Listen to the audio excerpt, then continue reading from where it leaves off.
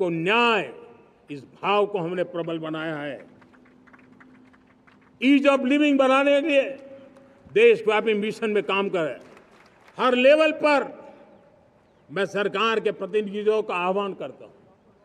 मैं जनप्रतिनिधि, वो किसी भी दल के क्यों न हो, किसी भी राज्य के क्यों न हो, सबसे आग्रह करता हूं कि हम एक मिशन मोड में ईज ऑफ लिविंग के लिए कदम उठाने चाहिए।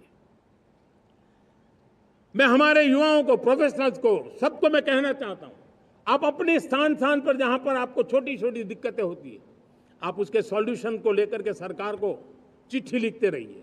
सरकार को बताइए कि बिना कारण की कठिनाई आए उसको दूर करने से कोई नुकसान नहीं है।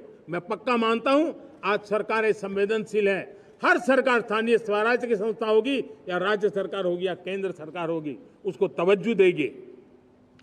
गवर्नेंस में रिफॉर्म्स, ये हमें विकसित भारत 2047 के सपने के लिए हमने उसको जोर लगा करके आगे बढ़ाना होगा, ताकि सामान्य मानवीय के जीवन में अवकाश ही अवकाश पैदा हो, रुकावटें खत्म होती चली जाए। नागरिकों का डिग्निटी ऑफ सिटीजन, नागरिकों के जीवन में सम्मान मिले।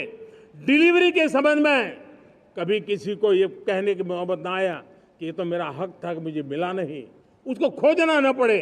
सरकार के गवर्नेंस में डिलीवरी सिस्टम को और मजबूती चाहिए। आप देखिए, देश में जब हम रिफॉर्म की बात करते हैं, आज देश में करीब 3 लाख संस्थाएं काम कर रही है, चाहे पंचायत हो, नगर पंचायत हो, नगर पालिका हो, महानगर पालिका हो, यूटी हो, स्टेट हो, डिस्ट्रिक्ट हो, केंद्र, छोटी मोटी 3 लाख करीब इकाइयां हैं।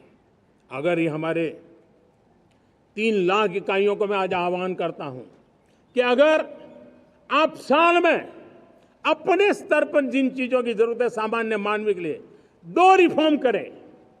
ज्यादा नहीं कह रहा हूं मेरे साथियों, एक पंचायत हो, एक राज्य सरकार हो, कोई विभाग हो, सिर्फ 1 साल में 2 रिफॉर्म और उसको जमीन पर उतारें।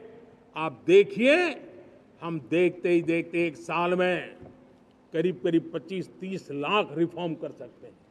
जब 25-30 लाख रिफॉर्म हो जाए, तब सामान्य मानवीय का विश्वास कितना बढ़ जाएगा, उसकी शक्ति राष्ट्र को नई ऊंचाई पर ले जाने में कितनी काम आएगी।